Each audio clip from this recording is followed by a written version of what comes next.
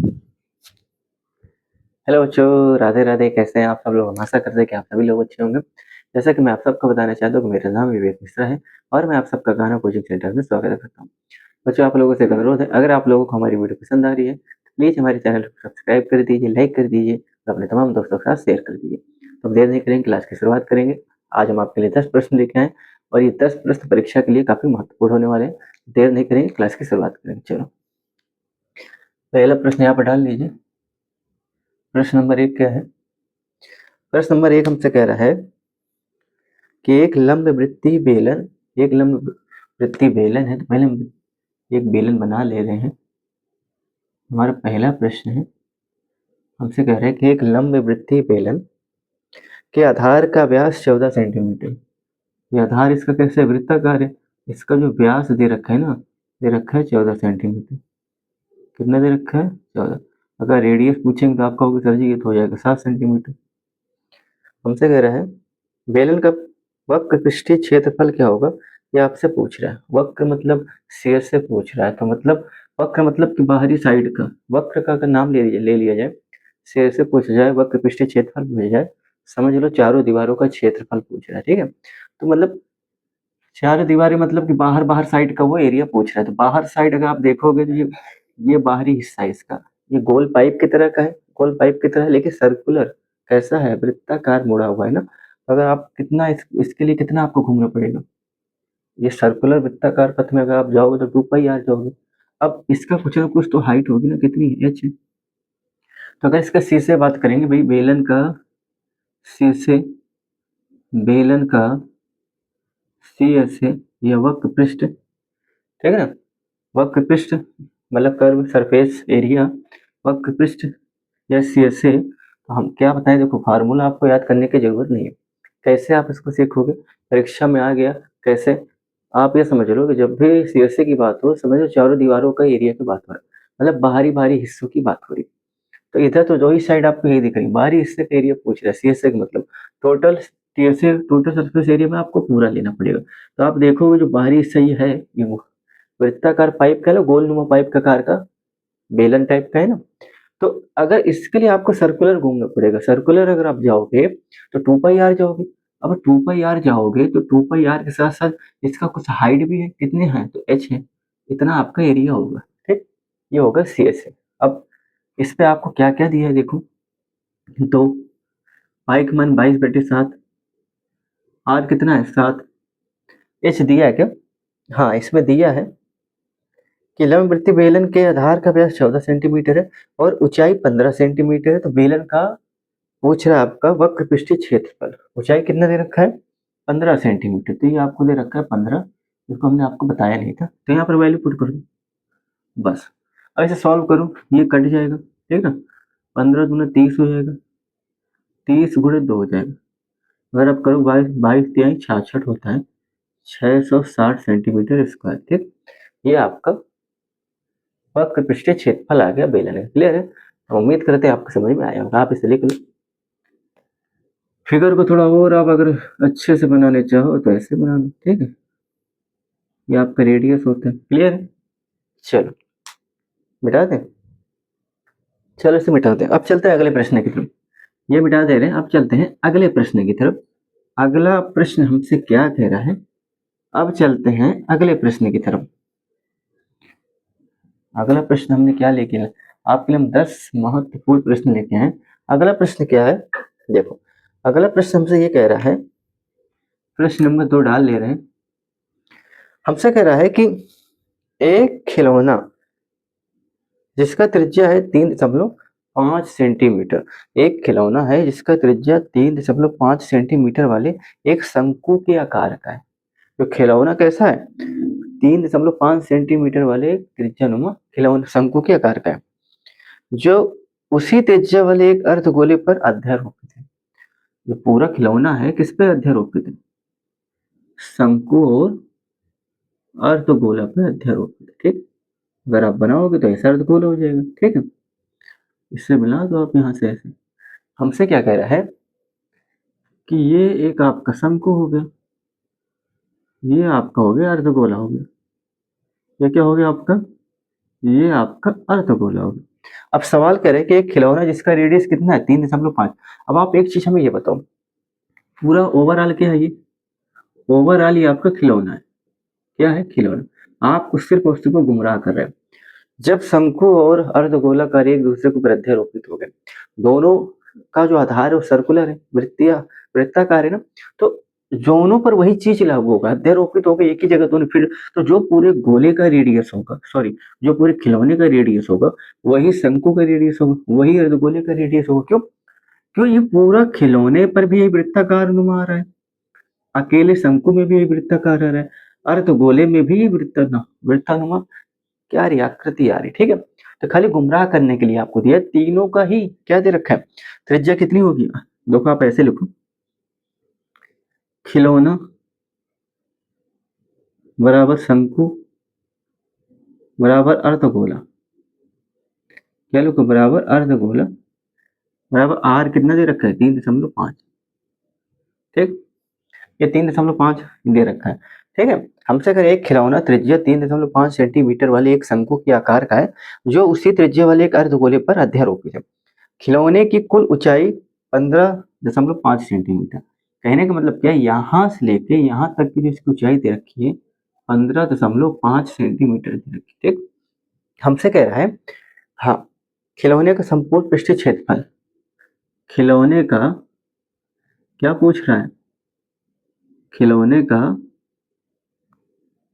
संपूर्ण पृष्ठीय क्षेत्रफल आपसे पूछ रहा है, क्या पूछ रहा है, संपूर्ण पृष्ठीय क्षेत्रफल आपसे पूछ रहा है। अब आप ये बताओ, खिलौना दो आकृति से मिलकर बना है, एक शंकु और एक अर्धगोला, तो कहने का मतलब आप इन दोनों का एरिया ऐड करोगे तभी जाके आपको क्या मिलेगा, तभी जाके आपको टोटल सरफेस एरिया मिलेगा, किसका, संपूर्ण पृष्ठीय क्षेत्रफल किसका मिल जाएगा, खिलौने का मिल जाएगा, किसका मिल जाएगा, खिलौने का मिल जाएगा। और हमने आपको बताया क्या था, हमने आपको क्या बताया था कि जब हम दो आकृतियों को एक साथ अध्यारोपित करते हैं, उनके संयोजन से नई आकृति जो बनती है, तो उसका अगर हम पृष्ठीय क्षेत्रफल निकालते हैं तो उसके लिए क्या बताया था, खाली हम बाहरी बाहरी आकृतियों का एरिया लेते हैं, लेकिन आयतन के केस में हम सब लेते हैं, ठीक है ना।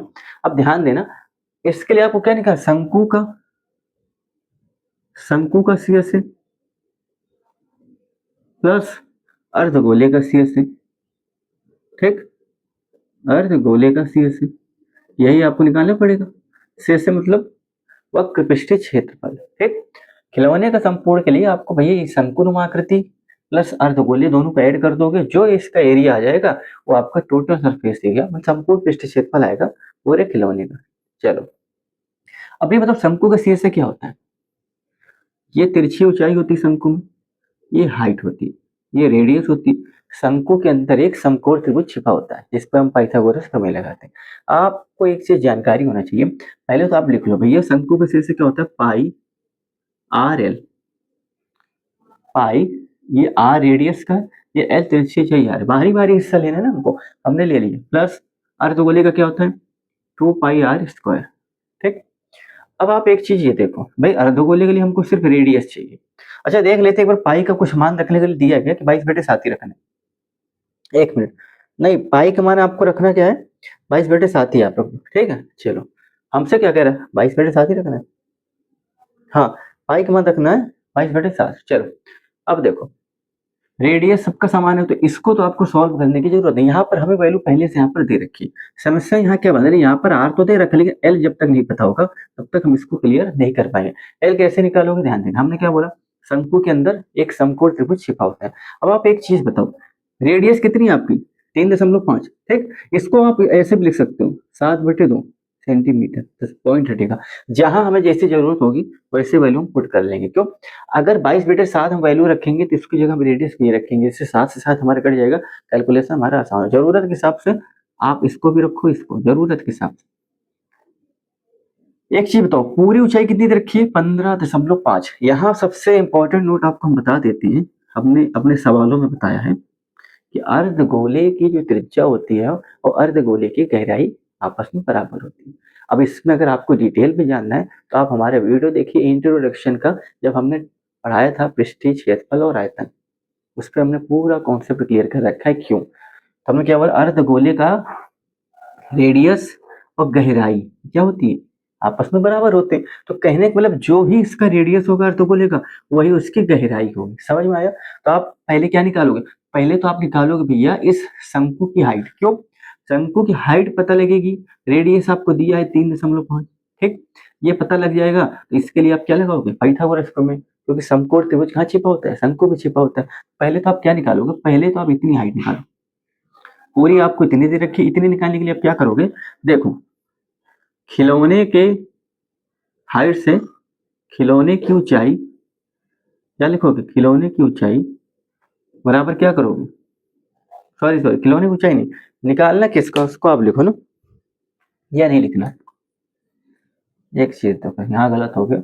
हमने क्या बोला आपसे, आपको निकालना शंकु की ऊंचाई, भैया शंकु की ऊंचाई, ठीक, शंकु की ऊंचाई बराबर क्या होगा, खिलौने की ऊंचाई, खिलौने की ऊंचाई, ठीक ना, क्या करोगे भैया, खिलौने की ऊंचाई, ठीक। अब माइनस क्या करोगे, माइनस करोगे अर्धगोले की त्रिज्या। क्यों? क्योंकि भाई दिया तो आपको त्रिज्या ही है ना, वो तो एक बराबर में होता है, अर्धगोले की त्रिज्या गहराई के बराबर होती है अर्धगोले की त्रिज्या, ठीक। और अर्धगोले की त्रिज्या हमने क्या बोला, और अर्धगोले की गहराई आपस में बराबर होती है। क्या बोला, अर्धगोले की त्रिज्या, अर्धगोले की त्रिज्या बराबर किसको होते हैं, अर्धगोले की गहराई की, अर्धगोले की गहराई कैसे होता है हमने डिटेल में वहां बता रखा है, आप देख लीजिएगा। आप थोड़ा हिंट दे रहे हैं, जब आप एक पूरा गोला लेते हो ना, गोले एक 3D नुमा आकृति होती है, ठीक है। तो अगर आप उसके सेंटर से चारों दिशाओं में जाओगे तो हर जगह उसका क्या होता है, दूरी समान होती है, रेडियस त्रिज्या की चारों तरफ क्या होती है, बराबर होती है उसका दूरी। तो आप ये चीज बताओ, मतलब जब आप उसको बीच से काटा, कल्पना करो 3D, जैसे आपने गोले को बीच से अर्धगोला बनाया, तो भैया जो पॉइंट से इतना ये है, यहाँ से भाई चारों तरफ की दूरी समान थी, तो अब भी वही दूरी समान आएगी, समान आएगी कि नहीं आएगी। एक कंचा लो, आप सेंटर से देखोगे उसके चारों दिशाओं में दूरी समान है, क्यों, उसका सिर, उसका हेड और टेल कहीं पता नहीं लगता गोले का, चारों तरफ से बराबर होता है, ठीक है ना। तो कहने का तात्पर्य क्या है कि जब आप उसे बीच से काटोगे कंचे को, देखना ध्यान से, तब भी उसकी चारों वहां सेंटर से पूरी दूरी समान होगी। जैसे आपने काटा, तो भाई काटा तो 36 में भी दूरी है और गहराई पे भी दूरी समान है, समझ में आया ना, इसीलिए। अब शंकु की ऊंचाई बराबर क्या हो जाएगा, खिलौने की ऊंचाई हमारी कितनी है, 15.5, माइनस करो अर्धगोले की कितनी, 3.5।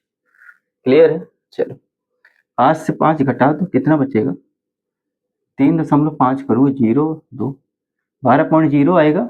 लेकिन पॉइंट के बाद जीरो लगा, उसको कोई मतलब तो है नहीं, टोटल ऐसे लिख दो भैया 12 सेंटीमीटर, ठीक है। तो ये कितना आपका आ गया, 12 सेंटीमीटर, ठीक। ये आपका 12 सेंटीमीटर आ गया। अब आपको पता है कि भाई शंकु के अंदर एक समकोण त्रिभुज छिपा होता है, पाइथागोरस प्रमेय लगाओगे भैया, ये आपका कड़ का काम करेगा, तिरछी ऊंचाई आपके स्लैंट हाइट कड़ का काम करेगा, रेडियस आपको आधार का काम करेगा, ये आपका लंब का काम करेगा ऊंचाई। तो आप भैया लगाओ पाइथागोरस प्रमेय से, पाइथागोरस प्रमेय लगा दो, या फिर आप इसको नहीं लगाना चाहो तो इसका डायरेक्ट फार्मूला आप लोगों को पता होना चाहिए, पता है कि नहीं पता, आप लोगों को इसका डायरेक्ट फार्मूला पता होना चाहिए। डायरेक्ट वाला सही रहता है, वो भी सही है। क्या होता है, अगर आपसे पूछेंगे भैया एल बराबर क्या होता है, under root H square plus R square, यही हमारी त्रिज्या की ऊंचाई होती है, तिरछी ऊंचाई होती है, यही होती है ना। हाँ, ये आता कैसा है, ये पाइथागोरस प्रमेय से आता है, क्योंकि पाइथागोरस प्रमेय समकोण त्रिभुज में लगता है, और समकोण त्रिभुज आपके शंकु पे कोण में छिपा होता है, ठीक है। कड़ का वर्ग बराबर लंब का वर्ग प्लस का आधार का वर्ग, तो आप उसे करोगे तो आप यही याद कर लो, ठीक।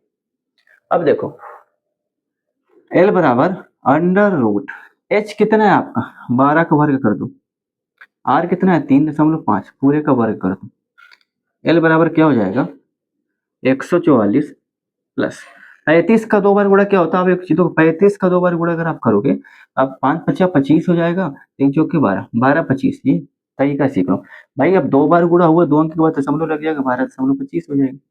अब इसको अगर आप जोड़ दो कितना हो जाएगा, 144.00, 12.25, 5, 2, 4, 2, 6, 4, 1, 5, 7, 15,625, और 2 अंक के बाद दशमलव 156.25, और 15,625 रोड के अंदर है ना, ये रोड के अंदर है ना, हाँ।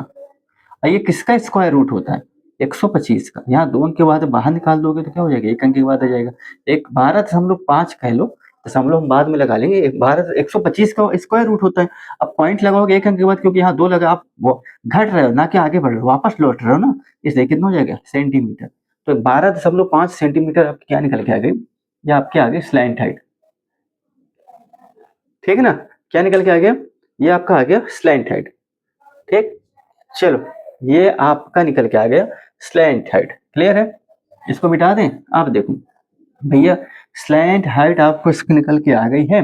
अब भैया स्लैंट हाइट आ गई है, अब हमारा काम बन जाएगा। क्यों, क्योंकि यहाँ पर एल की जरूरत थी, एल हमको क्या कर रहा था, समस्या बना रहा था। एल हमें मिल गया, अब इसकी समस्या दूर हो जाएगी। अब आप देखो यहाँ पर वैल्यू पुट करो, पाई पहले कॉमन ले लेते हैं क्योंकि कैलकुलेशन को आसान करना है। भैया पाई आर ही कॉमन ले लो, पाई आर हमने कॉमन लिया, अंदर बचेगा क्या, यहाँ एल बचेगा, यहाँ क्या बचेगा, यहाँ 2r बचेगा। यहाँ तो कोई समस्या नहीं। चलो ये सब ये ऐसे रहने दो। अब आप ध्यान देना, एल कितना है, 12.5, ठीक, और 2r कितना है, 3.5 है। ठीक है, अब 3.5 को 2 से गुणा करो, 2 पंचे 10, 2 तिहाई 6 1 7। भैया अगर पॉइंट के बाद 0 लगा तो कोई मतलब ही नहीं इसको। ठीक है, अब इसको जोड़ दो, कितना आएगा, 12 7 19, 19.5 पाई आर गुणे 19.5, इतना ही आएगा। क्लियर है, चलो अब देखो, अब यहाँ पर आप क्या करोगे, वैल्यू पुट करोगे। यहाँ पर अगर आप वैल्यू पुट करोगे तो 22/7 और आर कितना है, 7/2 रखना है। क्यों, हमने बोला है भाई हमें कैलकुलेशन को आसान करना है। गुणे में क्या है, 19.5। ठीक है, 7 से 7 कटा, 2 से 11 कट गया, 11 बार आएगा, कितना आया आपका, 11 गुणे कितना हो जाएगा, 19.5। ठीक, दशमलव बाद में आगे पीछे लगाते रहे ना, पहले इसका गुणा कर लो, कितना हो जाएगा, 195, ये हो जाएगा 11, गुणा करो, 1 5 बार, 1 9 बार, 1 1 बार, ये हो जाएगा 1 5 बार, 1 9 बार, 1 1 बार, 5 9 5 14 हो जाएगा, 9 1 10 हो जाएगा, 10 1 11 हो जाएगा, 1 1 2 हो जाएगा। 1 अंक के बाद दशमलव लगा दोगे, 214.5 सेंटीमीटर स्क्वायर। ठीक, ये आपका आएगा खिलौने का ढेर से, या बोल दो संपूर्ण पृष्ठ का क्षेत्रफल। ठीक है, कितना निकल के आएगा, 214.5 सेंटीमीटर स्क्वायर, यही आपका उत्तर। क्लियर है, अब इसको लिख लो, यही आपको क्या आ गया, यही आपका उत्तर हो गया। ठीक है, इसे आप लिख लो। चलो अब आगे चलते हैं, आपके 2 प्रश्न हो गए हैं, अब चलते हैं आगे, इसे मिटा दे रहे हैं। अब चलते हैं आगे, आपके यहाँ से प्रश्न ज्यादा बनते हैं। हमने क्या, पृष्ठीय क्षेत्रफल हो गया, त्रिज्यखंड वृत्तखंड हो गया, बीज गणित से भी ज्यादा बनते हैं। आपको ये सब याद होनी चाहिए। प्रैक्टिस जितना ज्यादा करोगे, सवाल आपका उतना ही मजबूत होगा। अगर आपका अभ्यास कमजोर है, सवाल आपको अटकेंगे। देखो अभ्यास से मनोबल बढ़ता है। अगर आप एक ही सवाल को 4 से 5 बार लगा रखे हो ना, आपको पूरा उसका स्टेप कैलकुलेशन आपको सब याद हो जाता है कि इस अगला स्टेप क्या होने वाला, अगला कैलकुलेशन क्या होने वाला। तो अगर आप भाई सवाल गलत भी करते हो ना, तो आप तुरंत उसको पकड़ लेते हो, भाई ये वाला इसका कैलकुलेशन नहीं हुआ, अगला स्टेप तो कुछ और ही आ रहा था, यहाँ पर गलत आ रहा है, और हमने कहीं ना कहीं सवाल को गलत कर रखा है। ठीक है, चलो अब देखो, आपके 2 सवाल हो गए, ये हो गए 8, सॉरी 2 नंबर हो गए। ठीक है, प्रश्न नंबर 1 और 2 हमने करा दी। अब देखो अगला सवाल, देखो क्या हो गया, तीसरा सवाल देखो।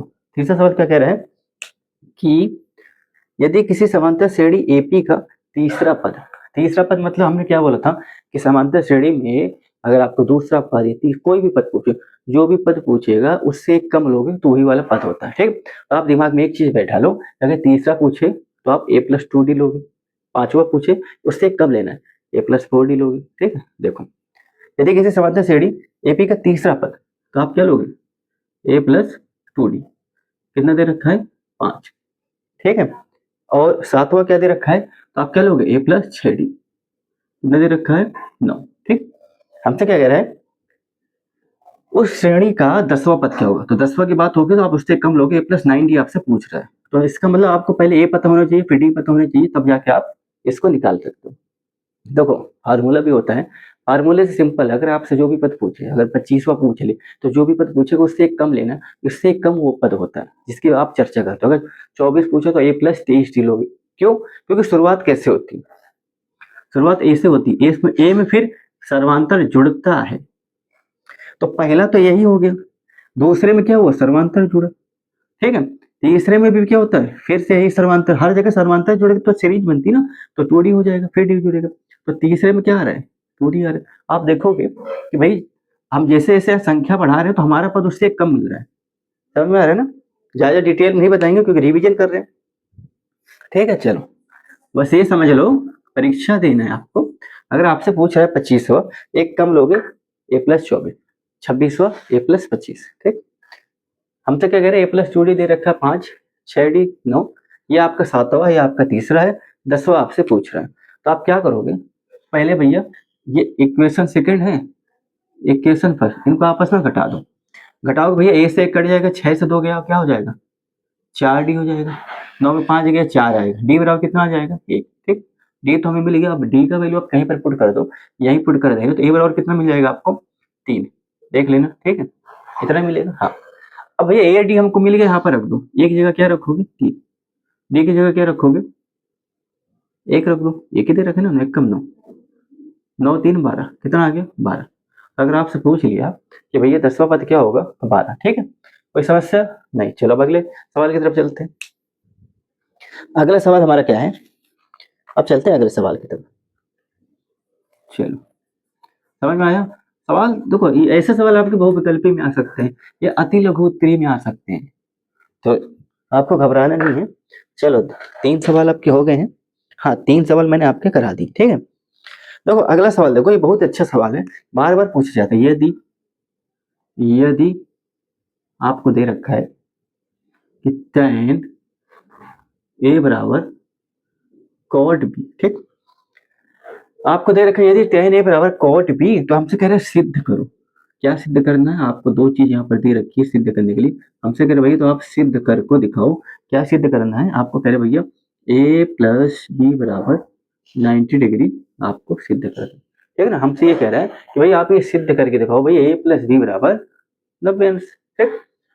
और दूसरा क्या सिद्ध करने के लिए दे रहा है, दूसरा दे रखा है sine theta minus cos theta plus का 1, और क्या दे रखा है, और आपको दे रखा है साइन थीटा प्लस का कोस थीटा माइनस का 1 बराबर क्या दिखाना है, 1/sec थीटा माइनस का tan थीटा, ठीक है। ये आपको मतलब आपको 2 चीज सिद्ध करनी है, पहला तो आपको ये सिद्ध करना है, दूसरा आपको ये सिद्ध करना है, ठीक। इस पे आप ये लगा लो, वेरी वेरी वेरी इंपॉर्टेंट, ठीक है।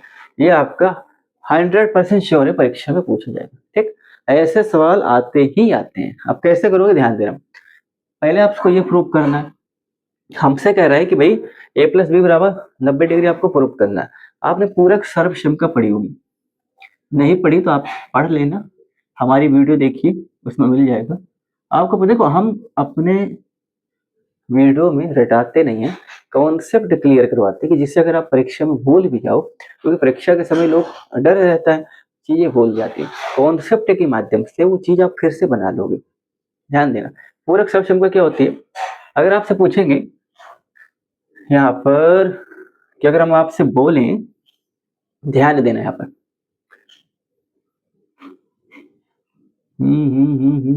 हाँ देखो, अगर आपसे हम पूछेंगे, देखो एक चीज देखो, tan A, हाँ ये बताओ अब हमको, इसको हम क्या लिखेंगे, tan 90 माइनस, देखो इसको क्या लिखेंगे, tan 90 माइनस और b, ये कितना होता है, tan 90 माइनस थीटा कितना होता है, तो आप कहोगे सर जी ये तो होता है हमारा कोट थीटा, यही होता है। पूरक सर्वसमता हमारी क्या होती है, अगर आपसे हम पूछें कि भैया, हाँ तो हम b के पद में ले लिए, tan 90 माइनस थीटा क्या होता है, आपको सर जी होता है कोट थीटा, कोट थीटा होता है।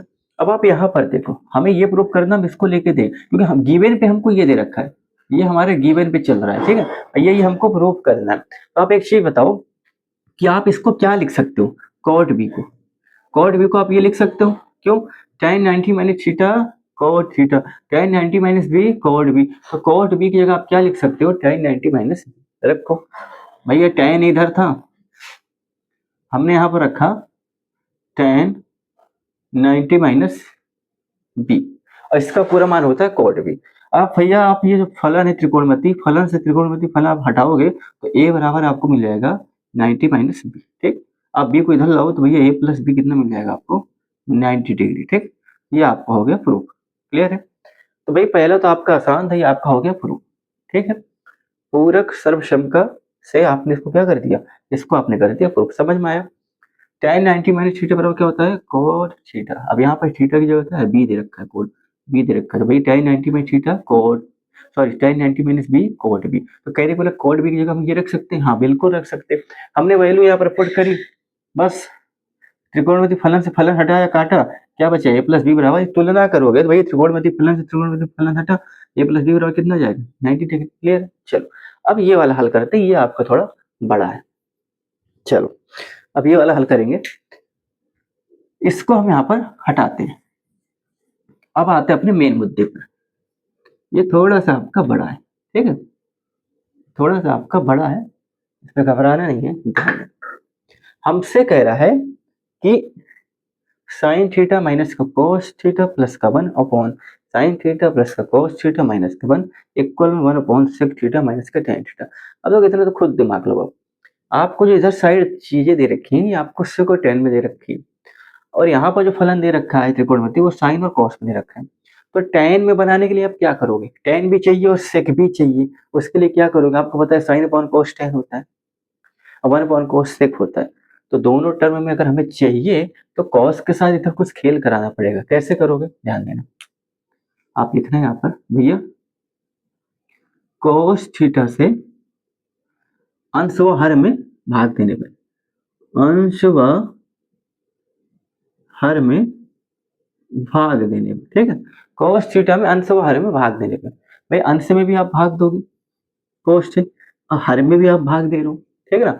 चलो दे दो, देखो कितना हो जाएगा, साइन थीटा बटे कॉस थीटा माइनस का कोस थीटा बटे cos theta 1 upon cos theta, ठीक है। अब समझ गए हमने क्यों किया, भाई टर्म tan और sec चाहिए। नीचे वाला देखो, नीचे वाला क्या हो जाएगा, ये हो जाएगा कोस थीटा अपॉन में कोस थीटा, ठीक है, माइनस का 1 अपॉन कोस थीटा। क्लियर है? अब आप एक चीज देखो, भैया कॉस से कॉस कटा, कॉस से कॉस कटा, साइन अपॉन कॉस क्या हो जाता है tan थीटा, ठीक है, माइनस का 1 प्लस का 1 अपॉन कॉस, 1 अपॉन कॉस क्या होता है, सेक थीटा, यही होता है। हाँ तो याद रख दो भैया सेक थीटा, सेम नीचे भी करो, sine upon cos tan theta plus का 1 माइनस का 1 अपॉन कॉस क्या होता है, सेक थीटा। क्लियर है ना? कि अरे क्लियर है? यहाँ तक आपको हमने क्या बोला, 1 अपॉन कॉस क्या होता है, सेक होता है। यहाँ तक क्लियर, कोई समस्या नहीं। आपको पूरक सर्वक्षमता, आधारभूत सर्वक्षमता सब पता होने चाहिए। साइन स्क्वायर थीटा प्लस का कोस स्क्वायर थीटा बराबर 1 होता है, ठीक है ना। भागफल सर्वक्षमता सब पता होने चाहिए।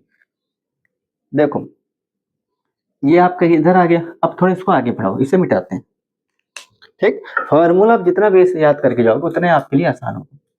ये तो आपको ये प्रैक्टिस से ही होता है, 1 upon cos sec, 1 upon sec cos, 1 upon sine cosec, 1 upon cosec sine, ये याद होना चाहिए, ठीक। अब देखना यहाँ पर हम क्या करेंगे, हमें ये चीज चाहिए ना। अब ध्यान देना, आपको एक सर्वक्षमता पता होनी चाहिए कि सेक स्क्वायर थीटा माइनस का tan स्क्वायर थीटा बराबर होता है 1, ठीक, ये याद होना चाहिए। हम ऊपर वाले में यहाँ पर रखेंगे 1 की जगह, ध्यान देना, tan थीटा, अभी माइनस के साथ कोई खिलवाड़ नहीं कर रहे हैं, ठीक है, सेक स्क्वायर थीटा माइनस का tan स्क्वायर थीटा, ठीक, रख दिया ना 1 की जगह। प्लस में क्या है, सेक थीटा, और नीचे हमने कोई छेड़खानी नहीं की, tan थीटा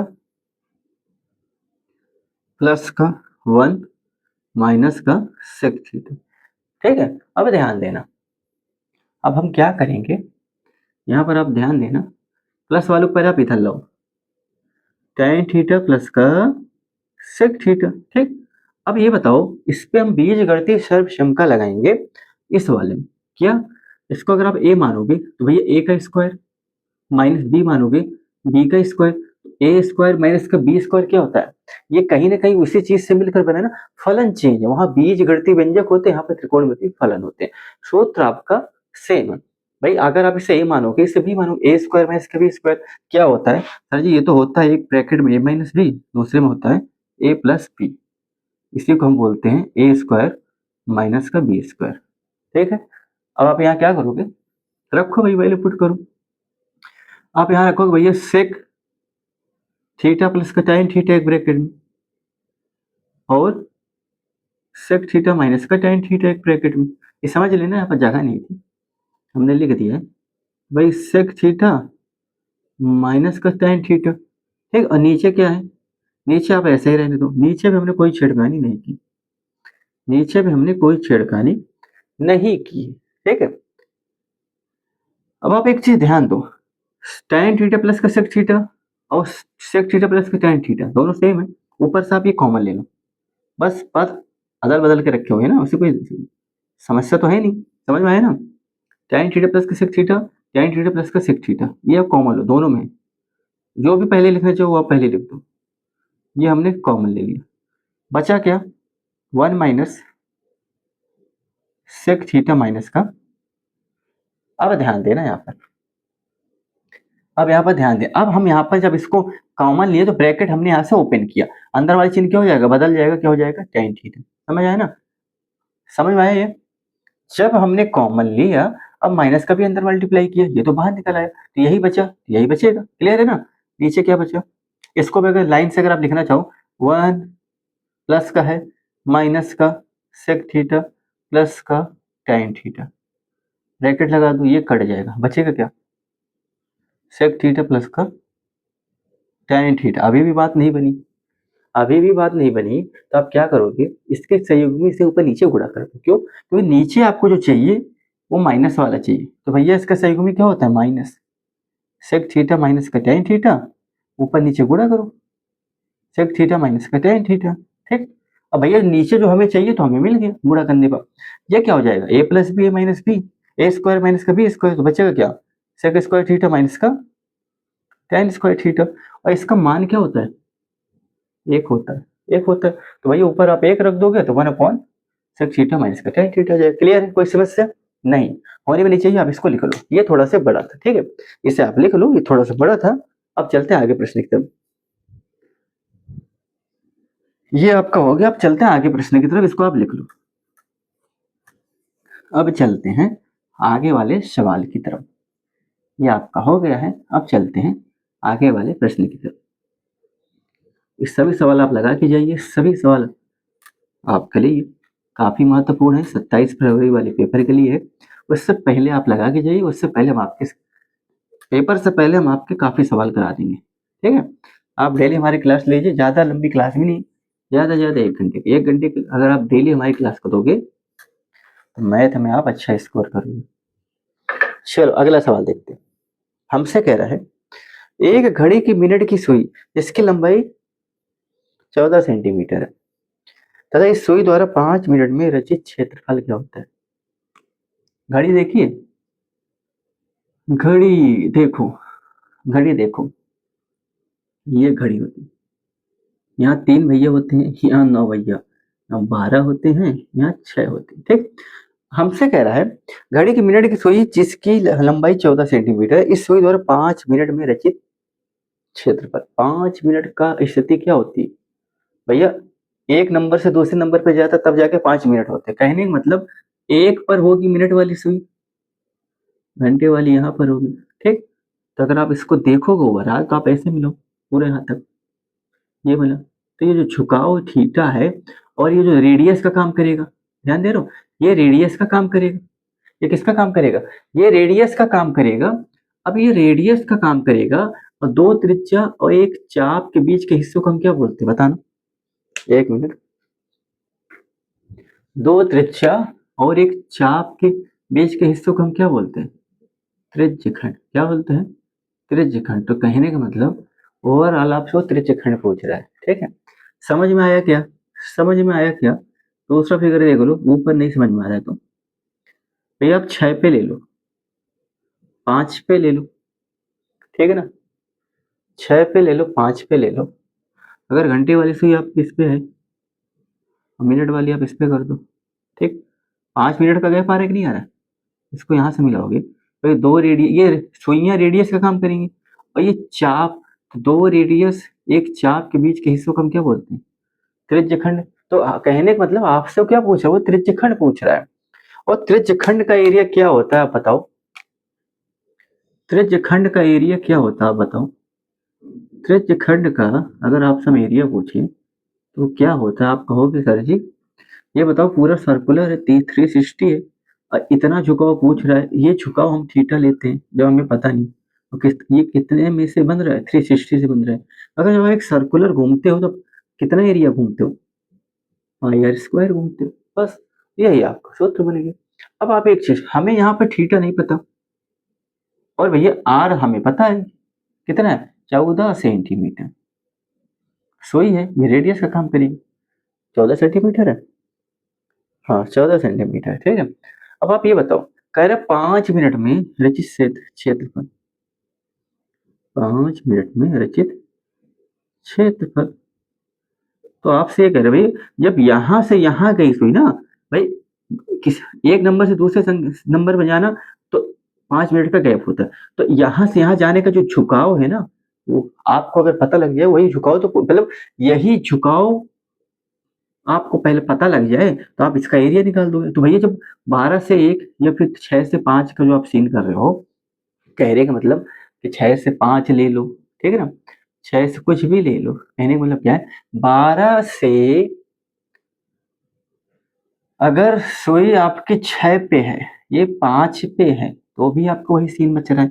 हमारे कहने का तात्पर्य क्या है कि भैया जब सुई आप इससे देखोगे 12 से 1 पर जा रही है, तो जो झुकाव कुछ ना कुछ झुकाव बना रहा है, यही झुकाव हमको पता लग जाए तो भैया यहाँ पर हम वैल्यू पुट कर देंगे, हमारे एरिया निकल आएगा। अब ये बताओ, मिनट की सुई 1 मिनट में कितने अंश झुकती है, कितने अंश का कोण बनाती है, कितना झुकाव होता है। तो वैसे तो आप याद कर लो, हम निकाल के बता देंगे कि भाई 1 मिनट में कितने का झुकाव होता है, 6 डिग्री का। कितने का होता है, 6 डिग्री का, ठीक है, ये याद कर लो आप, 1 मिनट में 6 डिग्री का झुकाव होता है। क्लियर है, 1 मिनट में 6 डिग्री का झुकाव होता है, क्लियर है, ये आप याद कर लो। कोई समस्या, हमने क्या बोला भैया 1 मिनट में 6 डिग्री का झुकाव होता है, ठीक है ना, कोई समस्या। चलो अब आप ये बताओ, भाई तो 5 मिनट का पूछ रहा है तो भाई 5 मिनट में 5 गुणे 6 कर दो, कितना हो जाएगा, 30 डिग्री, 30 डिग्री का झुकाव हो रहा है। तो ये थीटा तो आपको पता लग गया कितना है, 30 डिग्री। वैल्यू पुट करो तो भैया 30, 360 कर दो। अब भैया पाई का मान क्या लेना, 22/7 लेना है। आर कितना है, 14 गुणे 14, ठीक है। चलो 0 से 0 कटो, 3 1 बार, 3 2 बार, ठीक है, 7 1 बार, 7 2 बार, 2 छंगा 12, 2 एकम 2, 2 तिहाई 6, 2 सत्ते 14, नीचे 3 बचा, 22 7, 7 दूनी 14, 7 दूनी 14, 15/3, ठीक, सेंटीमीटर स्क्वायर। ये आपका निकल के आ गया त्रिज्यखंड का एरिया, या आप ये कह लो भाई 5 मिनट में क्या पूछा, 5 मिनट में रचित क्षेत्रफल, तो कितना आ गया, 154/3, ठीक। 1 मिनट में कितने का झुकाव होता है, 1 मिनट जब घड़ी की सुई चलती कितना झुकती है, कितने अंश झुकती, 6 डिग्री झुकती, ये याद करो, ठीक। चलो अब चलते हैं अगले प्रश्न की तरफ, अब अगले प्रश्न की तरफ चलते हैं। अब चलते हैं भैया अगले प्रश्न की तरफ।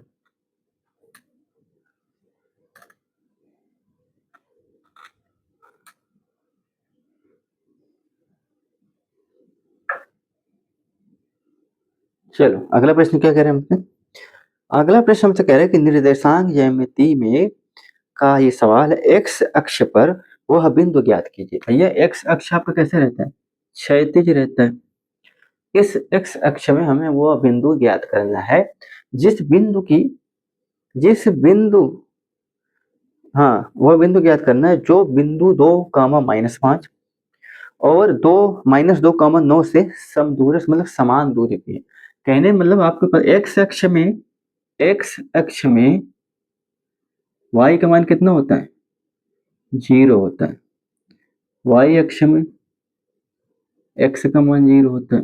ये कोई याद करने वाली चीज है क्या, जब कोई आप x निर्देशांक बना रहे हो भाई, चतुर्थांश बना रहे हो भाई, x अक्ष में तो आप x की दिशा में तो चलोगे, लेकिन एक्स अक्ष में वाई तो है ही नहीं, तो इसका मतलब वाई क्या है, शून्य। वाई अक्ष में तो आप वाई तो चलोगे, लेकिन एक्स तो है ही नहीं, एक्स क्या होता है, शून्य होता है। क्लियर है? एक्स अक्ष में वाई जीरो होता है, वाई अक्ष में एक्स जीरो होता है। तो हमसे कह रहा है कि एक्स अक्ष पर वह बिंदु ज्ञात कीजिए। भैया वह बिंदु क्या होता है बताओ, एक्स अक्ष पर वाई जीरो होता है, और तो वाई का तो मान हमें पता लग गया भाई जीरो, एक्स हमको पता नहीं है, तो मतलब यही एक्स हमको ज्ञात करना है। समझ में आ रहा है? इसको हम भाई बिंदु का नाम दे देंगे बी, ये हमने दे दिया ए, ये दे दिया बी। ठीक, हमने क्या बोला, एक्स अक्ष पर वह बिंदु ज्ञात कीजिए, यह बिंदु ज्ञात करना है जिसके निर्देशांक एक्स कामा जीरो होते हैं, क्योंकि एक्स अक्ष पे वाई का मान जीरो होता है। तो भाई एक्स अक्ष का जो पॉइंट हमसे पूछ रहा है, क्यों पॉइंट पूछ रहा है, क्योंकि भाई वाई का वैल्यू तो हमको पता लग गया, लेकिन एक्स हमें अज्ञात है, इसका मान पता लग जाए तो भैया उस पॉइंट की स्थिति हम निर्धारित कर देंगे। कह रहे भाई एक्स अक्ष पे वह बिंदु ज्ञात कीजिए जो बिंदु ए और बी से समदूरस्थ है। भैया ए और बी से क्या है, समान दूरी पे, यहां से जितना है उतना यहां से भी है, तो इसके निर्देशांक कितने दे रखे हैं, वो आपको दे रखे हैं 2, -5, 2, -5, ठीक है। और इसके क्या दे रखे हैं, -2 और -9, ठीक, ये आपके दे रखे, ये 2, भाई माइनस प्लस देख ले रहे हैं, क्योंकि गड़बड़ हो जाता है फिर समस्या होती है। 2, -5 और -2, 9। चलो अब इसको हल करेंगे। कहने का मतलब हमें एक्स का मान निकालना, वाई को तो निकालना नहीं। भाई वाई को तो आपको पहले पता है, भाई एक्स अक्ष में वाई जीरो होता है, पूरा खेल एक्स का है। कैसे करोगे, कैसे करोगे, हमसे उसने पहले ही बोल दिया है, क्या बोल दिया है, दोनों समदूरस्थ है। समदूरस्थ मतलब समझते हो, समान दूरी पे, समान दूरी पे, समान दूरी पे, ठीक है। अब भैया इनकी इनकी दूरी समान है, इनकी इनकी दूरी समान है, ये बेचारे भैया जो है इन दोनों जगह से समान दूरी पे बैठे। अब हम देखते भैया समान दूरी पे है कि नहीं, तो इनके बीच की दूरी निकालो, इनके बीच की दूरी निकालो, और कह रहा है दोनों समान है, तो अगर दोनों की समान दूरी पे बैठे तो दोनों को बराबर कर दो, सीधा फंडा। अब दूरी कैसे निकालोगे भाई, दूरी का फार्मूला होता है, क्या होता है, डी बराबर क्या होता है, अंडर रूट। हमने कल भी बताया था भाई, कुछ जरूरी नहीं कि x2 लिखो, जो मन में है वो लिख दो, x2 - x1 का होल वर्ग प्लस y2 - y1 का होल वर्ग, ठीक। अब आप ये बताओ स्टैंडर्ड फॉर्म क्या होता है निर्देशांक का, x, y, ठीक, x, y होता है। अब जब हम इस केस को लेंगे, इस स्थिति में x1 हमारे ये होगा, नाम तो देना ही पड़ेगा, y1 ये होगा, ये x2 हो जाएगा, ये y2 हो जाएगा। अभी इस केस की बात करें, क्लियर है? चलो वैल्यू पुट करो, ध्यान देना। x2 कितना है हमारा, भैया x2 तो हमको पता ही नहीं, वही ले लो, x2 तो हमको पता ही नहीं। x1 कितना है आपका, -2 है, ठीक है। चलो प्लस लगाओ। y2 कितना है, y2 तो भैया जीरो है। y1 कितना है, -5 है। अब भैया -5 का अगर तुम वर्ग करोगे प्लस का ही आएगा, ठीक है। चलो हल कर लो इसको, इससे सॉल्व करो, या भी इसको x का वर्ग प्लस का 4, a - b का होल वर्ग बनेगा, ये बनेगा नहीं बनेगा, a² प्लस का b² माइनस का 2ab, ठीक है, माइनस का 2ab। क्लियर है यहाँ तक, कोई समस्या नहीं। अब देखो भाई माइनस माइनस का तो प्लस हो जाएगा, 5 का 2 बार हो जाएगा 25, ठीक। इसे और थोड़ा सा सॉल्व करो, x की घात 2 माइनस का 4x, भाई 25×4 कितना हो जाएगा, 29, कितना हो जाएगा, 25×4 आपका 29 हो जाएगा, ठीक है ना, कितना हो जाएगा 29। अब इसको यहाँ पर आप छोड़ दो, ठीक है ना। अब दूसरे वाले को हल कर लेते हैं, अब हम दूसरे वाले को हल कर लेते हैं, इसको यहाँ छोड़ो और दूसरा वाले एक बार मिला लेते, सही है। x2 - x1, x2 x1 x -2, clear है। y2 - y1 zero comma minus करोगे, भाई जीरो माइनस माइनस माइनस तो 25 हो जाएगा, उसका कोई संदर्भ है नहीं। 25 a - b को a² प्लस का b² माइनस का 2, सही है। चलो अब इसके अब ध्यान देना, बदलना चाहो तो बदल लो, नहीं बदलना चाहो मत बदलो, बदलना चाहो तो बदल लो। अब हम ये मानेंगे x1 y1, नहीं मानना है तो x2 y2 ही रहने दो, इसको x1 y1 मान लो, ठीक है, कैसे भी रख सकते हो, x2 मान लो y2। अब इस वाले केस में आ जाते हैं, चलो सेम चीज यहाँ भी लगाओगे, ठीक है ना, x2 - x1 कर दो। अगर आपको प्लस माइनस की झंझट हो रही तो आप अपने तरीके के साथ, अगर -3 में 5 घटाने में समस्या हो, 3 - 5 की समस्या हो रही है, 5 में 3 घटाओ, सब स्वतंत्र हो यहाँ पर आप, क्योंकि हर चीज की पूर्ति माइनस कर देता है, ये हर चीज की पूर्ति स्क्वायर करना है। तो अगर आप मतलब अगर आप आंख मूंद के भी लिखोगे ना कि आप x1 पहले लिख दिए, x2 बाद में लिख दिए, माइनस वाला कहीं भी कर दो, सब सेम है, क्योंकि माइनस को कंप्लीट कौन कर रहा है, ये स्क्वायर कंप्लीट कर रहा है। अब ध्यान देना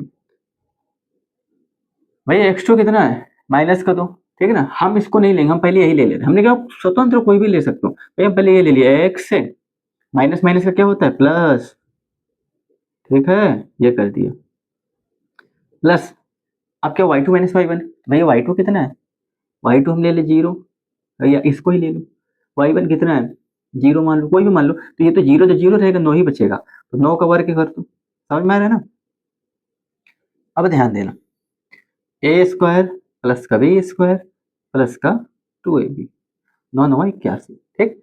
अब कह रहे हो दोनों समदूरस्थ हैं, दोनों कैसे हैं, समदूरस्थ। समदूरस्थ मतलब समझते हो, समान दूरी पे बैठे हुए, तो दोनों की दूरी बराबर है, तो दोनों को बराबर करो, बराबर करो तो अब एक चीज बताओ, रूट से रूट कट जाएगा, कट जाएगा ना, रूट से रूट कट जाएगा, बचेगा क्या, इस चीज को हम यहाँ लिख दे रहे हैं, एक्स की घात 2 माइनस का 4x प्लस का 29 एक्स स्क्वायर, और इसको आप जोड़ना चाहो जोड़ दो, 81 4 कितना होता है 85 प्लस का 4x, ठीक है, ठीक है ना।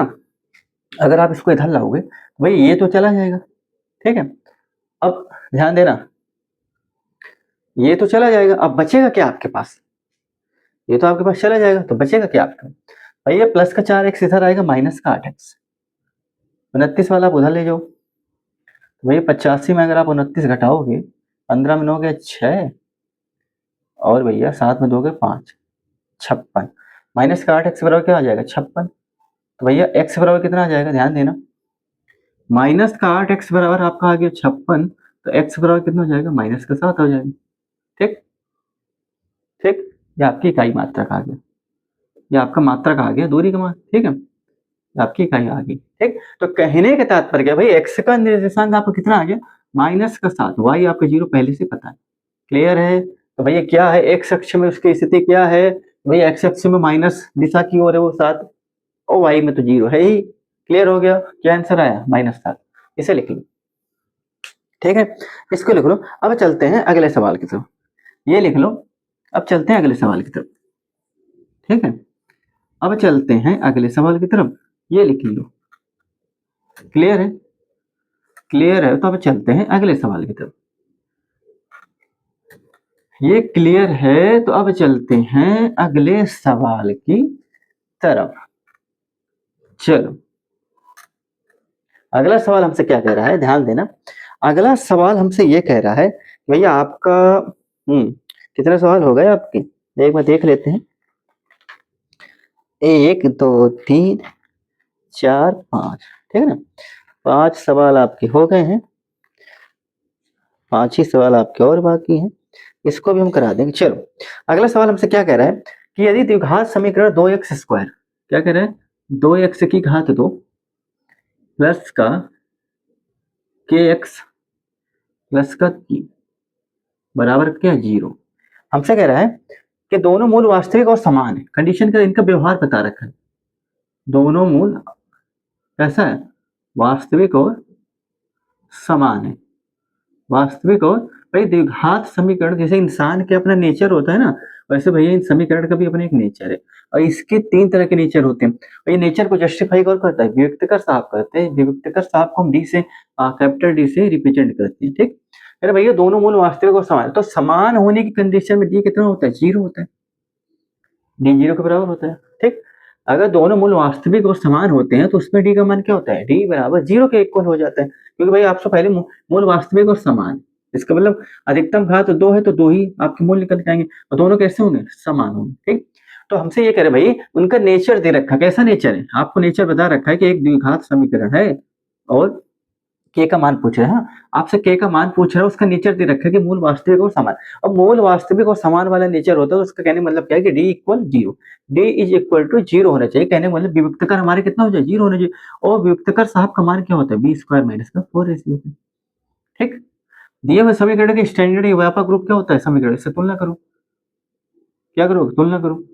अब तुलना करके आप क्या निकालोगे, एक्स स्क्वायर और एक्स अचर पद के गुणांक निकालोगे। अगर कोई एक्स स्क्वायर का गुणांक क्या है, ए, यहाँ पर क्या है, तो ए बराबर कितना हो गया, 2, बी बराबर कितना हो गया, के, और सी बराबर अचर पर कितना हो जाएगा, 3।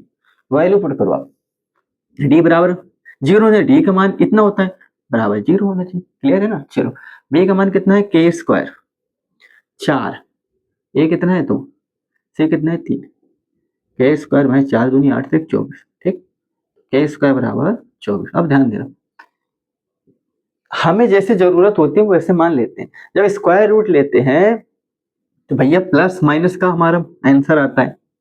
अब जैसे जहां पर रिक्वायरमेंट होती है वहां पर पैसा लेते हैं। कहीं प्लस की जरूरत हमने प्लस वाले ले लिए, कहीं माइनस की जरूरत हमने माइनस वाला, कहीं दोनों की जरूरत है हमने दोनों ले लिए। ठीक है, समझ में आया मैं क्या करने वाला हूँ। इसका स्क्वायर रूट लूंगा तो के का मान कितना हो जाएगा, प्लस माइनस अंडर रूट 24।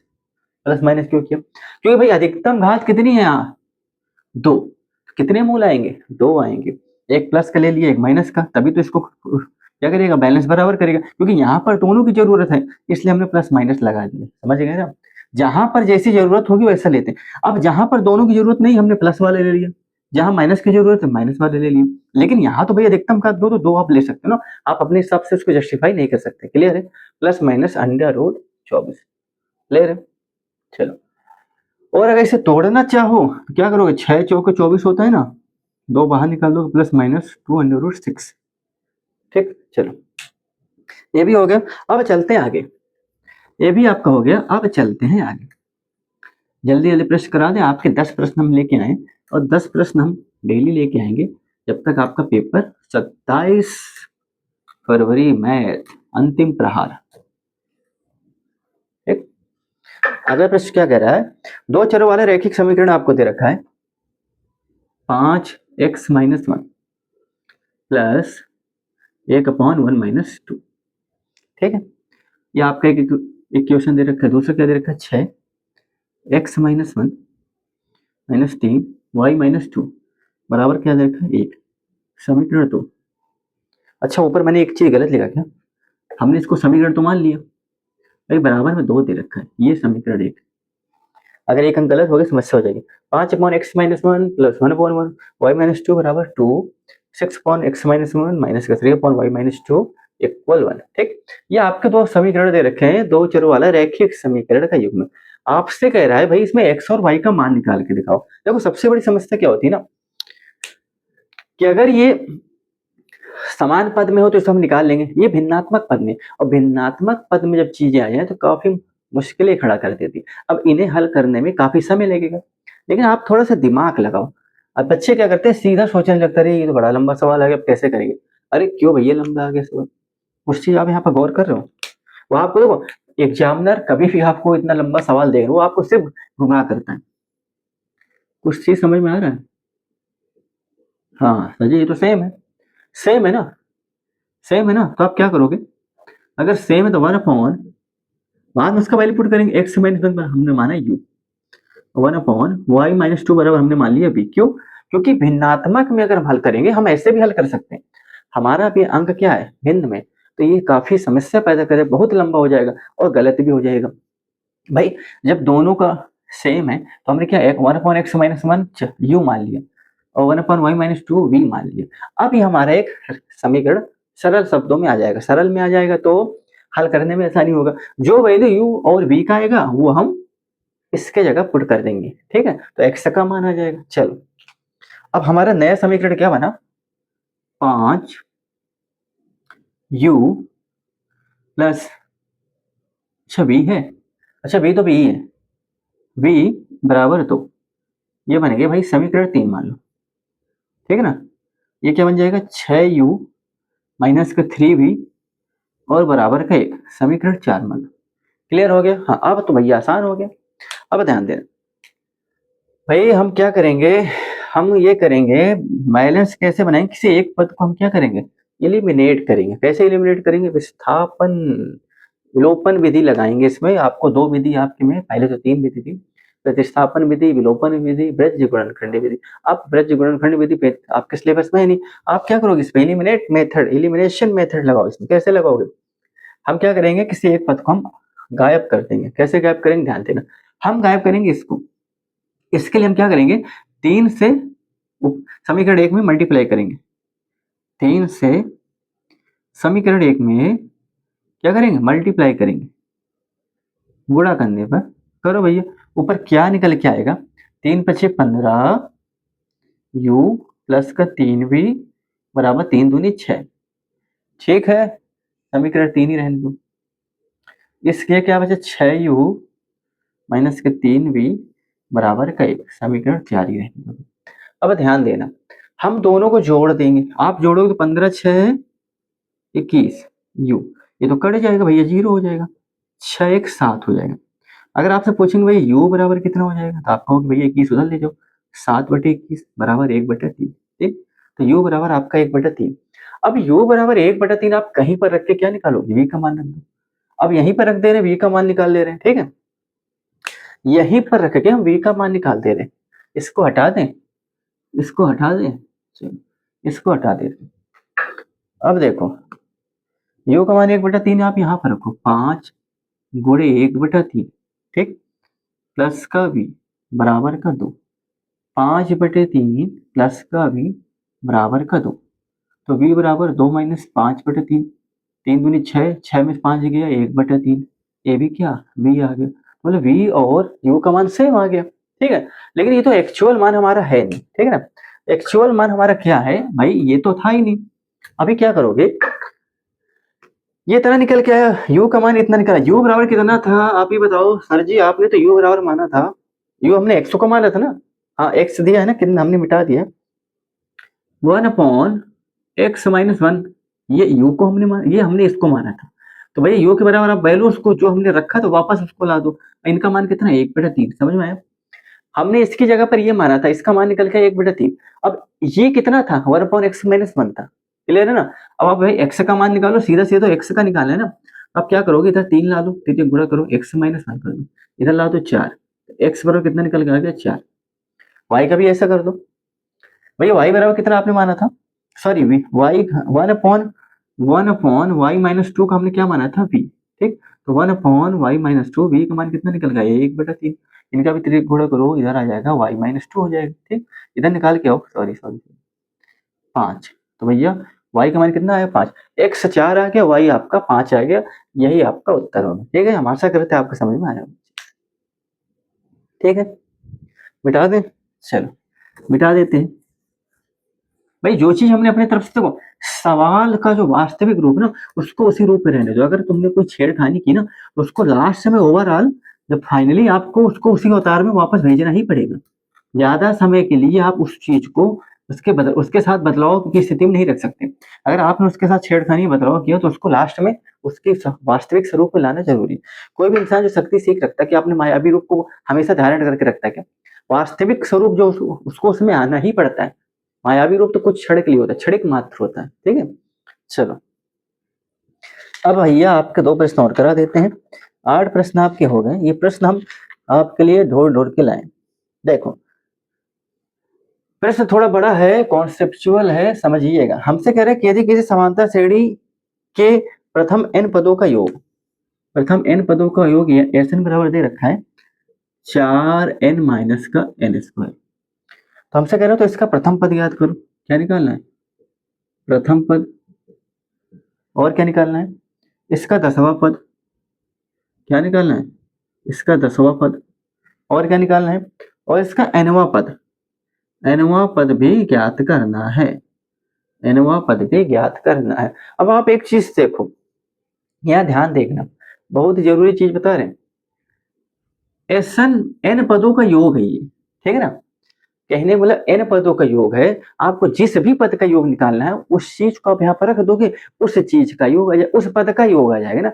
मतलब आपको एक स्टैंडर्ड मानक रूप दे रखा है। अब आप यहाँ पर संख्यात्मक मान पुट करके जिस भी संख्या के पदों का योग निकालना है, आप निकाल सकते हैं। ठीक, हमसे कह रहा है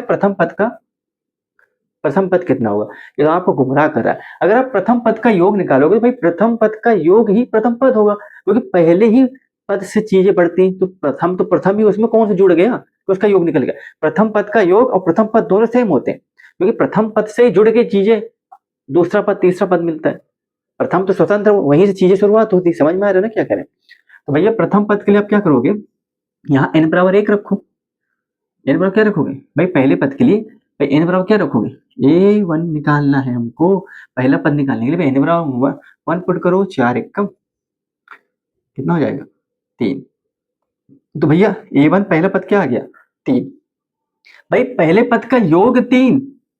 अगर आप पहले एसन निकालोगे, ध्यान देना एसन में, अब देखो ये आपको समझ में नहीं आएगा, ध्यान देना। अगर आपसे पूछे भैया S1 निकालो, कितना हो जाएगा 4 गुणे 1 स्क्वायर, तो आपको भाई S1 बराबर क्या होता है 3। अगर हमसे कहें भैया S1 बराबर A1 बराबर 3 होगा कि नहीं होगा, सीरीज अगर चलती है तो पहला पद का योग निकालोगे तो योग और पहला पद यही होगा, क्योंकि यही से सीरीज शुरू हो रही। इसमें कौन क्या चीज जुड़ गया, इसमें तो कुछ जुड़ा ही नहीं। समझ में आया ना, तो पहला पद आपका क्या निकल के आ गया 3। क्लियर है, पहला पद 3 आ गया। अब आपसे 10वां पद पूछ रहा है, 10वां पद क्या होता है, अभी हमने बताया था a+9d, एक कम करके लिख दो। nवां पद क्या होता है a+n-1d, ठीक यही होता है, यही होता है, हाँ होता तो यही है, यही होता है, ठीक है ना, a+n-c/d, ठीक यही होता है, हाँ होता तो यही है। अब आप एक चीज ये बताओ भैया, nवां पद निकालने के लिए आपको क्या करना पड़ेगा, यही चीज हमको निकालना। अब इस चीज को निकालने के लिए तुमको क्या करना पड़ेगा, यहाँ थोड़ा सा कंफ्यूजन बनेगी, ध्यान देना। पहले इसको छोड़ो, पहले हम ऊपर फोकस करेंगे, ठीक है ना। अब ऊपर फोकस करेंगे, पहले 10वें पद निकालो। 10वें पद के लिए आपको क्या जरूरत है बताओ भाई, डी का भी तो होना जरूरी है, डी का भी तो होना जरूरी है। जब तक डी नहीं पता लगेगा आपको भाई 10वां पद नहीं पता लगेगा। कैसे निकालोगे, हमने बताया था क्या होता भैया, SN-1। एक इसका तरीका बताया ना कि अगर आपको 10 पद का योग पूछ रहा है, 10वां पद का योग पूछ रहा है, ठीक है ना, तो कैसे करोगे भाई, हमने क्या बताया, 10वां पद का योग पूछा है, 10 पदों का योग पूछ रहा है, कैसे निकालो भैया, हमने क्या बताया भैया S10 - S9, मतलब पूरे 10 में से अगर आप 9 का पिछला पद हटा दोगे तो 10वां पद का आपको जानकारी मिल जाएगी, ठीक है, 10वां पद आपको जानकारी मिल जाएगी। तो कहने का तात्पर्य क्या है, पहले तो आप दूसरा पद निकालो। दूसरा पद कैसे निकालोगे बताओ, दूसरा पद कैसे निकालोगे भैया, दूसरा पद कैसे निकालोगे, दूसरा पद निकालने का यही तरीका होता है, यही तरीका होता है भाई। कैसे करोगे भाई, एस यहाँ पर पहले दूसरा पद का योग निकालो। दूसरा पद का अगर आप योग निकालो भैया S2 निकालो, कितना आएगा, ये हो जाएगा 4 दूनी 8 -2 दूनी 4, कितना निकल गया है 4, ठीक। ये तो आपका आ गया दूसरा पद का योग। अब दूसरा पद निकालने के लिए आप क्या करोगे कि भाई S2 माइनस क्या करोगे S1 कर दो। S2 माइनस S1 करोगे तो आपको निकलेगा क्या आएगा, दूसरा पद ही आएगा, ये तो भाई S2 माइनस S1 कर दो, ठीक है। S2 आपको कितना निकल के आया 4, S1 कितना निकल के आया भैया 1, कितना हो जाएगा 3। क्लियर है, तो दूसरा पद आपको क्या निकल के आएगा 3। अच्छा दूसरा पद हमने क्यों निकाला, क्योंकि भाई हमें सर्वांतर निकालना है।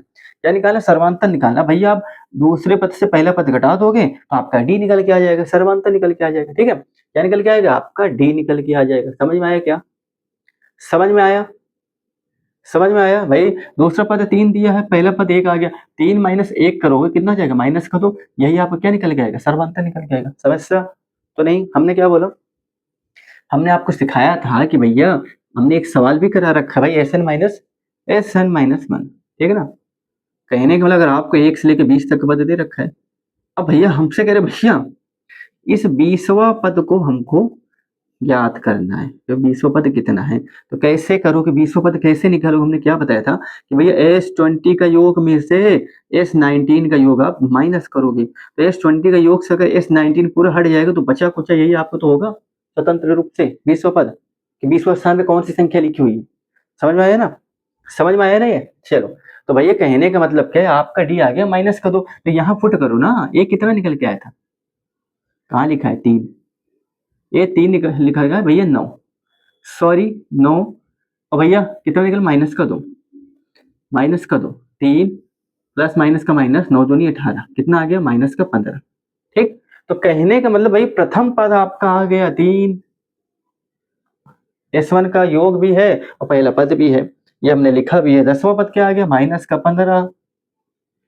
क्लियर है, कितना निकल के आ गया, माइनस का 15 निकल के आ गया, माइनस का 15 निकल के आ गया, माइनस का 3 निकल, सॉरी 3 निकल के आ गया। अब nवां पद पूछ रहा है भैया, तो क्या होता है भैया A+n-1 होता है। A का मान 3 है, ठीक है, डी का मान माइनस का 2, रख दो भैया 3, और ये हो जाएगा 2 का गुणा करो माइनस कर 2n, माइनस माइनस का प्लस कर 2 हो जाएगा, 3 तो 5 हो जाएगा, 5 माइनस का 2n, ये आपका आ गया भैया nवां पद। क्या हो गया? यही आपका आ गया nवां पद। ठीक है, निकालने का तरीका हमने बताया। अगर आप हमने बोले भैया आपसे भाई 10 पदों का योग दे रखा आपको, संख्या समझो, आपके भाई 10वां स्थान पे जो पद है उसका मान क्या है, कैसे निकालोगे भाई? आप S10 में S9 करो, कहने बोले पूरा यहाँ से 10 तक का योग में से भाई बचे हुए 9 पदों का आप क्या करोगे? माइनस करोगे, तो ये बची हुई संख्या ही आपकी क्या निकल के आएगी? वही आपका 10वां पद होगा, उसका मान क्या होगा उस जगह को पता लगे। 10वें स्थान पे कितनी संख्या लेगी उसका मान आपको निकल के आ जाएगा। कॉमन सेंस है भाई, इसमें क्या, 1 से लेकर 10 तक है, तो भाई 10 पदों का योग में से 9 तक हमने घटाएंगे तो ये सिंगल ही तो बचेगा। ठीक है ना? तो कहने का मतलब भाई प्रथम पद 3 आया, 10वां पद -15 आया, नवा पद क्या है? 5 - 2 है। क्लियर है? चलो 9 प्रश्न आपके हो गए। अब चलते लास्ट वाले प्रश्न। ठीक है ना? अब लास्ट प्रश्न आपका बाकी है, और हाँ भैया लास्ट पद आपका ही बाकी है। क्लियर है? चलो ये हो गया एक सवाल, हाँ एक सवाल और कराएंगे, आपका ये क्लियर हो जाएगा। ठीक है ना? चलो अब भैया 9 प्रश्न आपके हो गए। अब चलते भैया 10वें प्रश्न की तरफ। अब चलते हैं 10वें प्रश्न की तरफ। पदों का योग नहीं निकल के आएगा भाई, वो 10वां पद ही निकल के आएगा। योग के माध्यम से हम पद कैसे निकालते हैं हमने आपको तरीका बता दिया। पूरे में से बचे हुए पूरे 20वें पद की पोजीशन अगर आपसे पूछ रहा है तो क्या करोगे भाई? पूरे 20 के योग में से ना 19 पदों का योग घटा दोगे तो आप ऑटोमेटिक निकल के आएगा। देखो अब आपका लास्ट सवाल क्या है, ये थोड़ा सा बड़ा है। क्या कह रहा है? 2 अंकों की एक संख्या, पहली बात 2 अंकों की संख्या कैसे लिखोगे? अगर आप कोई संख्या लिखते हो, ध्यान देना, छोटी संख्या लेते कैसे गिनते? यही गिनते, इकाई, दहाई, सैकड़ा, ऐसे गिनते हो। तो इकाई में क्या होता है? स्टैंडर्ड में 1 होता है, मानक रूप में क्या होता है? यहाँ 10 होता है, मानक रूप में यहाँ क्या होता है? 100 होता है।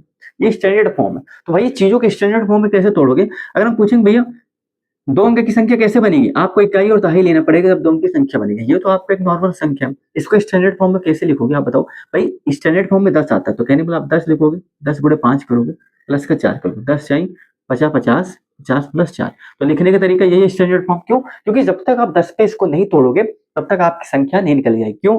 तो भाई आपका मानक रूप है क्या 10, 100, 1000। तो स्टैंडर्ड फॉर्म कोई भी आप द्विघात समीकरण पढ़ोगे, ax स्क्वायर प्लस का bx प्लस का, मानक रूप से चीजें चलती हैं, वो अल्फाबेटिक रूप में होती है। तो भैया कम से कम कहने का मतलब क्या है, जो आपने संख्या ली है, भाई आप पूछेंगे दहाई में क्या है, दहाई का मान कितना है, बोलोगे भैया इतना है। ठीक है, तो जब इसका अगर स्थानीय मान निकाल दो, भाई दहाई का स्थान का स्थानीय मान कैसे निकाल दो बताना? 5 देखा, निकाल दिए भैया, वो निकल के आएगी। सैकड़ा में क्या बैठा है उसका मान आपने निकाल दी। कहने के तात्पर्य क्या है भाई, स्टैंडर्ड मानक रूप क्या है 10, तो इसी के अनुसार चीजों को तोड़ेंगे। भाई 54 को इसी के फॉर्म में लाना है, 10 गुणे 5 प्लस का 4। अब भाई ये होता है इसका स्टैंडर्ड फॉर्म। क्लियर है? 2 अंकों की संख्या का ये होता है स्टैंडर्ड फॉर्म। क्लियर है? अब ध्यान देना, हम क्या करें, 2 अंकों की एक संख्या के अंकों का योग दे रखा है। भाई 2 अंक में 2 ही अंक होंगे। ठीक है, पहले 2 अंक में 2 ही अंक होंगे। 2 अंक में कितने अंक होंगे भाई? 2 अंक में 2 ही अंक होंगे। ठीक है ना? हमने मान ली भाई एक को x मान लिया, एक को मान लिया y, 2 अंक है भाई। 2 अंक की संख्या में 2 ही तो अंक होगा, इसको x मान लो, कुछ भी मान लो, इसे y मान लो। ठीक है, कुछ भी मान लो। अब देखो, अब अगर आप इसको लिखोगे तो भाई कैसे संख्या निकलेगी? 10, पहली वाले को क्या मानोगे? x मान लो। ठीक है ना? 10x प्लस का y, यही आएगा भाई। 2 अंकों की संख्या क्या होती है? ये निकल के आती है, हमारी होती है 2 अंकों की संख्या। समझ में आया? हमसे कह रहे 2 अंकों की संख्या के अंकों का योग, अंक का योग भाई 2 अंक में 2 अंक होंगे, पहला अंक दूसरा, इनके अंक का योग कितना दे रखा है? x प्लस वाई बराबर 9, समीकरण 1 मानो। ठीक, ये दे रखा है। देखो हम यहाँ पर रिवीजन कर रहे हैं तो स्टेप बाय स्टेप नहीं बताएंगे, आपका काम है, आपने इतना पढ़ा है तो स्टेप बाय स्टेप आपको आना चाहिए, आप इस चीज की प्रैक्टिस करना। हमसे कह रहा है इस संख्या का 9 गुना, ये जो संख्या है 10x प्लस का y का 9 गुना, मतलब 9 गुना कह रहा है अंकों को पलटने से बनी संख्या के 2 गुना के बराबर है। अब अंकों को अगर आप पलट दोगे भाई, x का y ले लिया, यहाँ पर x अंक पलट गए, इसके 2 गुना के क्या है? बराबर। तो हमसे कह रहा है भाई ये संख्या ज्ञात कर दो दोनों। क्या कह रहे हैं? दोनों संख्या ज्ञात कर लो। भाई आपके 2 इक्वेशन बन गए, इन्हीं की मदद से हम चीजों को निकालेंगे। आपके 2 इक्वेशन बन गए हैं, अब इन्हीं की मदद से हम चीजों को निकालेंगे। ठीक है, अब ध्यान देना भाई, 2 इक्वेशन बन गए, एक ये मिल गया, एक आपका ये मिल गया। अब भाई इसका मल्टीप्लाई करो, कितना हो जाएगा? 90x प्लस का 9y कितना हो जाएगा 20y प्लस का 2x। इसको इधर लाओ 88x, ठीक है ना। इनको इधर लाओ, कितना हो जाएगा माइनस का 11y, ठीक है। अब क्या करोगे बराबर क्या हो जाएगा 0 हो जाएगा। एलसीएम ले लो, कितना आएगा, ये हो जाएगा 8x। सॉरी एलसीएम नहीं लेना है, कॉमन लेना है। कितना हो जाएगा 1188 हो जाएगा ना, ये हो जाएगा y। समझ में आया क्या ये समझ में आया। आप यहाँ से 11 कॉमन लोगे, 11 को उधर ले जाओगे। समझाया क्या इधर आपको, ध्यान देना। आपने यहाँ 11 कॉमन लिया, 88 बचे, ठीक है ना। सॉरी यार देखो, अगर आपने भाई अंदर से 11 कॉमन लिया तो 1188 होगा, ठीक है भाई। यहाँ तो कुछ ही नहीं बचेगा, बराबर का क्या 0। आप उधर ले जाओगे तो भाई 8x माइनस वाई बराबर 0। कोई समस्या नहीं। पहले समीकरण क्या दिया, x प्लस वाई बराबर 9, x प्लस वाई बराबर 9। क्लियर है। चलो भाई ये दोनों को जोड़ दे ये तो 9x हो जाएगा, ये तो कट जाएगा, ये तो 9 हो जाएगा। x बराबर कितना हो जाएगा 1, ठीक। x बराबर 1 आप यहीं रख देते हैं, एक को उधर ले जाएंगे तो y बराबर कितना, y बराबर कितना आ जाएगा 8। समझ में आया। y बराबर कितना निकल के आ जाएगा 8। x एक यहाँ रखा है, एक उधर ले गए, प्लस का था माइनस हो जाएगा, y बराबर आ गया 8, ठीक। हमसे क्या कह रहे हैं कि वह संख्या ज्ञात कीजिए। क्या कह रहे हैं, हाँ हमसे कह रहे भाई कि पलटने से बनी संख्या का 2 गुना हो गई, वह संख्या ज्ञात कीजिए। कि भैया संख्या हमारी कितनी थी, 10x प्लस का y थी, यही था। x का मान कितना आया, 1 आया। 10 का y कितना था, 8 था। 10 एकम 10 प्लस 18, संख्या कितनी आ गई 18। संख्या कितनी आ गई 18, ठीक है। संख्या कितनी आ गई 18। आपके 10 प्रश्न भी हो गए और हम आशा करते हैं आपको पूरे प्रश्न समझ में आए होंगे। तो आज के लिए इतना ही दोस्तों, कल फिर मिलेंगे। आपके 10 प्रश्न हमने करा दिए। 27 फरवरी से पहले पहले हम आपके डेली 10 प्रश्न कराएंगे। वो वही प्रश्न होंगे जो परीक्षा में बार बार पूछे जाते हैं। सभी प्रश्नों को हल करिए, प्रैक्टिस करिए, अभ्यास करिए। तो आज के लिए इतना ही दोस्तों, कल फिर मिलेंगे आपसे इसी वक्त इसी टाइम। तब तक के लिए राधे राधे, जय श्री कृष्ण।